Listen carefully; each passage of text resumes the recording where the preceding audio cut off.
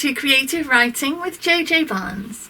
Today I'm going to be talking to you about how to write chapter 1, because I know there can be nothing scarier than a blank page, just waiting for you to spill your ideas and your dreams and all these things that you have in your head onto it, because you're scared you're going to mess it up. You're scared that once it's out there and once people can read it, it can be bad. Now, it's true, there are bad books and there are bad stories. But the likelihood is, if you are driven and passionate about writing enough to be watching videos like mine, that you have something worth saying and something worth writing about, because otherwise you probably wouldn't be interested. And there's plenty of people who aren't interested in writing stories, but you are. So what you need to do is listen to this, how to start chapter 1, what to include in chapter 1. And hopefully by the end of this video, you are going to feel empowered and ready to do it and to really start putting your ideas onto the page. So there are some fundamentals of what needs to be in chapter 1 that I'm going to cover with you. I'll tell you what they are, I'll tell you how to write them, and then I want you to go away and try. And comment down below and tell me, do you feel ready? Do you feel empowered to start telling your story? Because that's what I'm here for. That is what I am driven by, to make sure that you feel you can do it. So let's give it a go. So the fundamentals that you need to cover in chapter 1. 1, who your protagonist is. What do they want? What are they motivated by? What journey are you going to be following them on? Number 2, who is your antagonist? What are they doing to stop your protagonist getting what they want, and why? And number 3, your world. Where is your story set? And this is particularly key if you are doing fantasy, sci-fi, urban fantasy. Any laws of that world, you need to at least be acknowledged. You don't need to do a full info dump of world building at all. I'm going to be talking about world building in more detail in future. But you do need to make sure that if you are in a sci-fi or fantasy world, something about how that world works is mentioned. Because that's your setting, that's your backdrop. And if this is a film, you can do this with, the actual backdrop, which is fine. But if it's a book, you have to fill those spaces in for your reader. So, number 1, your protagonist. You don't necessarily have to have them actively in pursuit very quickly. It needs to happen in chapter 1 ideally, but it can be at the end. But you use the first time you meet your protagonist to tell your audience a little bit about them. It doesn't need to be masses. You don't have to go into their whole life history. That's backstory you can get into later in the story when it becomes relevant. You need to show what motivates them. What is frustrating them in their life? Why are they unhappy? So for instance, in Lily Prospero and the Magic Rabbit, my first book, when I first introduce you to Lily, she's going to a new school and she's scared. She wants to finally make the friends that she never had before. So she goes into that environment, taking you with her, knowing that what she wants is popularity. She wants friends, she wants companionship. So when she's going through the story, you know immediately what motivates her. And of course, that's not the whole point of the story, but that's her initial motivation. That's who she is. She is lonely and she wants friends. And that is something that a lot of people, probably most of us, can understand. It gives you something to latch onto about your character. Tells you why you're there. You're there to watch and see if this girl gets what she wants in having friends. Your antagonist next. Your antagonist is the person who wants to stop your protagonist getting what they want. It can be for any reason. And you can introduce your antagonist first, which can work really well. In Emily the Master Enchantress, the first character you meet is actually William Graham. It's not Emily. He's looking for Emily, so you know what he wants. He wants to find Emily, and he wants to kill her. So you know immediately, this is the bad guy, and this is what he wants. So when you finally meet Emily a bit later in chapter 1, you know that she is going to be then having to interact with William Graham, because he's looking to kill her. You don't know why necessarily, You don't know what the problem is, and you don't know how she's going to respond to that. But you know that that is the conflict. You know that that is what your antagonist is motivated by.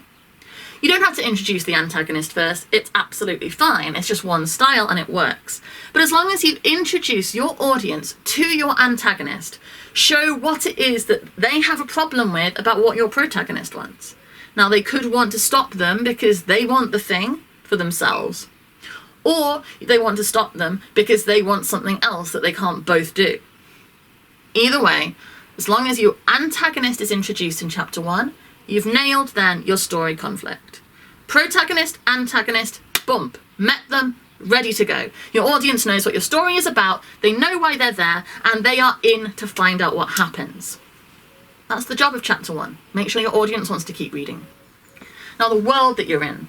As I say, you don't want to go full heavy detail loading on tons and tons and tons about the planetary system, the magical lore, the history of the wizards, anything like that. You don't need to pile that into chapter 1 because it will be too heavy and too off-putting, and your audience is just going to be like, oh, too much. However, you do need to put something in. If you leave it all out, it's like you're writing in a white room like this. This is not a setting for a story. This is a setting for an information video. If I was doing a story, if I was an actor and I was performing some kind of important scene from your film, this would be a terrible setup. It would be terrible. It's just, what? It's just white. It's not interesting. So you need to give the backdrop to your story. And if there's magic, you need to make sure that that possibility is there from the beginning. Even if it's an urban fantasy and your character doesn't necessarily know that there's magic yet, your audience needs to know that there is the possibility for it, because they need to know the genre of story they are reading and be committed to staying with it. Because some people hate magic. I love magic. Some people hate it, and that's fine. But you don't want to con them into reading your story if you're going to drop magic in later and possibly boot them out. You want them to be reading because they want to read about your world. So a little bit of setup. Now, an entry point character works really well. So in Buffy the Vampire Slayer, Buffy has to introduce Xander and Willow to the concept of vampires because they don't know. So they get to discover this magical world that they are actually living in but don't realise it, along with the audience. Because we, watching it, we don't know about vampires. I mean, by now we do. Vampires is a trendy thing that everyone's familiar with. But in terms of that world, we don't know what the vampires do. We don't know what they're about. So Buffy is the one who's able to then explain it both to the other characters and the audience. So when vampires pop up, you're not surprised. You get it. You know what you're in for. I mean, it's called Buffy the Vampire Slayer, so it's kind of a big hint. But the point is, the world has been established immediately. And that's what you need to do. Now, you can worry about opening lines because that's the first thing you have to do, and that's a big scary one. And there's some really good opening lines. I Captured the Castle starts with, I write this sitting in the kitchen sink. Harry Potter and the Philosopher's Stone starts with Mr. and Mrs. Dursley of number 4 Privet Drive. We're very proud to say they are perfectly normal, thank you very much. Good opening lines, interesting, capture your attention. But if you can't think of a good opening line, don't pressure yourself now. Doesn't matter, just get it down. Get your characters out, tell your world what you're doing. Edit later. Come up with a bloody brilliant line in the shower and write it down. Dream it, write it down. You can't fix it if you don't write it. And you can't give it a good opening line if you haven't got a story written down to tell. So don't worry about your opening line yet. Don't feel the pressure. Just get your story down and start. Because once you've got it in motion, once you've got a motivated protagonist and a motivated antagonist and a stage on which to tell your story, you will find that the words can flow much more easily. And then you're a storyteller. You are a writer, and you've done it. So come and tell me, what are you working on? Tell me if you have felt motivated and inspired and encouraged to take the step and start chapter 1. Because that is what I want. That is my motivation. That is why I'm here. I'm hoping I can help you get there and do it and finally tell your story. Because it's wonderful. It's the best thing in the world. So do it. Let's do it all together. Let's tell stories. Thank you very much for watching.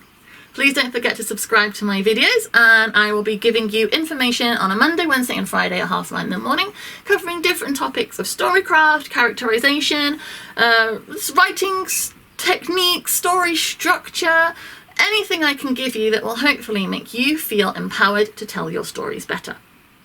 You can find me on jjbarnes.co.uk. Over there's links to my blogs, my books, my TV show and film work, everything that I'm doing, and I'm on social media too. So come follow me, chat to me, tell me what you're working on.